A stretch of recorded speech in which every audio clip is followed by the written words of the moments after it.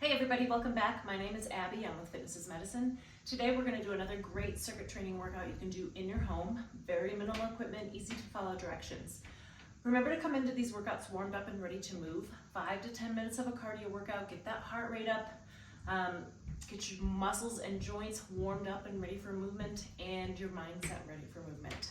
Okay, before we get started, what you're going to need today is a tube or a band that's set up on a higher setting.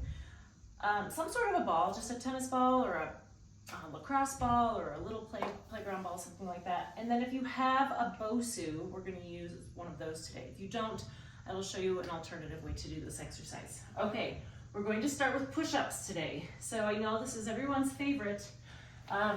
Remember, you can level up and down here. You can start at a countertop. You can try on a bench. You can lower down to the floor and use your knees. One thing I know is a big problem for people is their wrists with push-ups. So there's a few different things you can do. You can use a rolled up yoga mat. A lot of times the hard part of a push-up is the fact that your fingers have to be so extended. So if you can find a way to keep those fingertips from not being so extended, like a rolled up yoga mat or beach towel, you can use dumbbells like this. I think it's easier than doing them on your fists. Or you can try different hand positionings while you're on the floor. That's another benefit of doing them, on an elevated surface. You can find a happier place for your wrists, especially if you're doing them at the kitchen sink. Your fingers can rest over the kitchen sink. All right, let's do them. Let's try 10, no matter where you're trying them from. If you want to try them on your toes to start, and then lower down to your knees. Think about pulling up with your abs. This is an exercise that requires a lot of body parts. 9 and 10.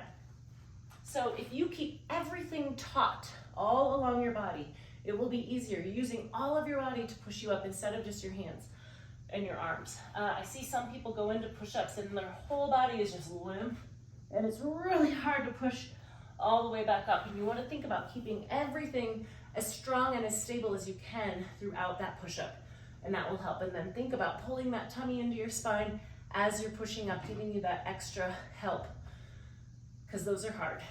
Okay, stand on up. We're gonna do up and over BOSU squats. Now, if you don't have a BOSU, you can do this on the floor. You can do it with a little step stool, go up and over. I'll demonstrate first on the BOSU, and I'm gonna have you start with one foot on, squat up and over, just like that. So keep going if you have a BOSU. If you don't, we'll start like this and just go back and forth like this. So you're getting the same motion without going up and down on the BOSU. Sit your hips far back.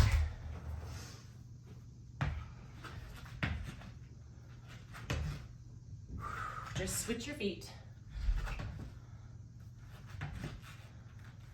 Our goal is to go back and forth 10 times. So since I changed and demonstrated both, I'm gonna go up and over one more time. And that's it. Okay, great. That's a great way to squat and get your heart rate up a little bit. So kind of a double bonus there. I'm gonna raise my camera up just a little bit. Okay, next we're gonna do a triceps extension. And I've got my loop a little bit higher in the door. I've got 2 handles on here. Bring the handles down so that your elbows are straight below your shoulders. So they're not out here, straight down from your shoulders. Shoulders are down away from your ears. And now all you're gonna do is straighten and bend your elbows here. Shoulders down. Keep your tummy nice and tight here. Isolating that triceps. Don't let your elbows move from your sides, because then you start to use your lats a little bit, which is fine, but then you're not isolating your triceps.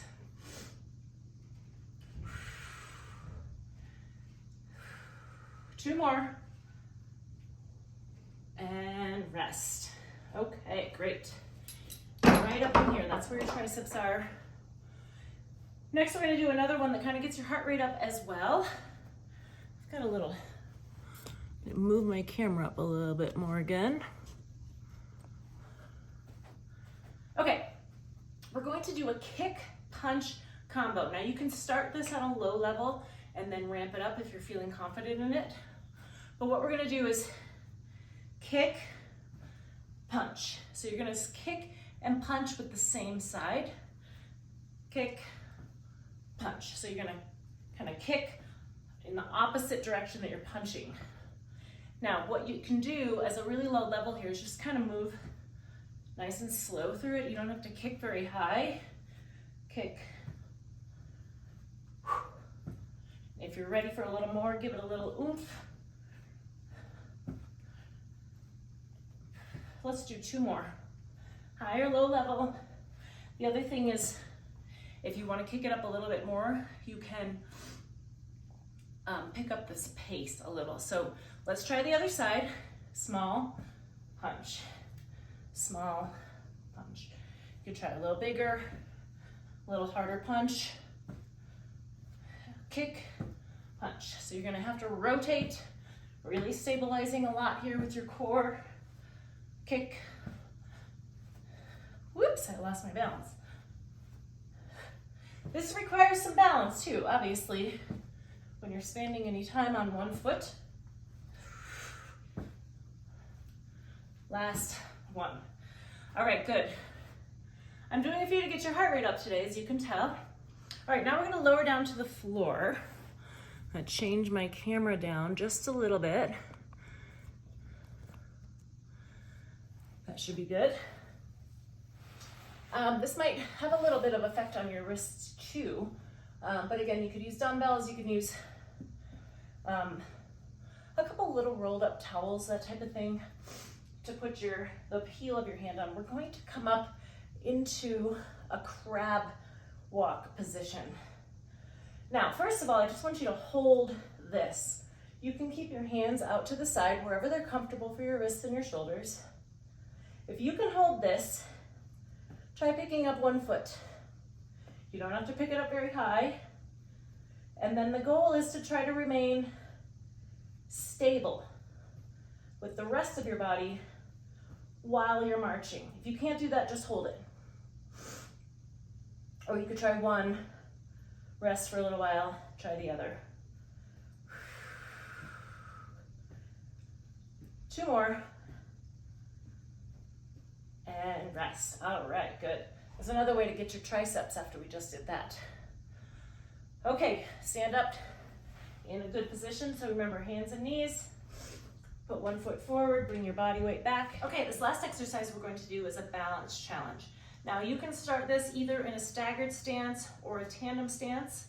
I'm going to do this in a single leg stance. So find whichever one you're working on right now with our balance challenges. And we're going to do a diagonal ball pass. So my arms are going to be out in a diagonal, passing the ball back and forth. My arms will do the same thing each time, but I'm changing which hand has the ball.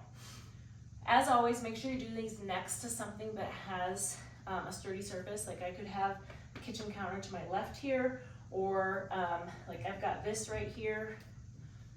Now, if this feels relatively easy, start to glance at that ball. Follow it with your eyes, just a little bit. You could just, follow it up, glance forward, follow it down, glance forward, and then if you're feeling really brave, follow it all, looking all the way up and down diagonally. Okay, switch sides. Now you can switch whichever foot is in front or whichever leg you're standing on. Now we're gonna switch your arms as well. So we're gonna start by just doing the diagonal switches and then start glancing at it. See how that goes. It's gonna be different. Usually on each foot is a little bit different. One side is easier than the other. Or also if you're getting tired, I like to do balance challenges at the end when you are tired. It mimics real life. That's when you fall. That's when things happen, is when you're tired. And so if you really work on it when you're tired at the end of your workout, of course you can work on it at the beginning or any time, but it kind of mimics real life. Also, moving your head around while you're doing these types of things mimics real life, because generally when trips or falls happen, it's because we're paying attention to something else, or we're not necessarily really focused on balancing, we're paying attention to something else. Okay, go through these exercises 1 or 2 more times all the way through. Follow each one, do a little cardio in between each. You could do 1 to 2 minutes. You could do one of my cardio workouts that we did last week, or even longer, of course. After you've gone through them all 2 or 3 times, follow with a good cool down and stretch. If you have any questions or need any modifications, please feel free to message me. Otherwise, we will see you next time. Have a great workout, everybody. Thank you.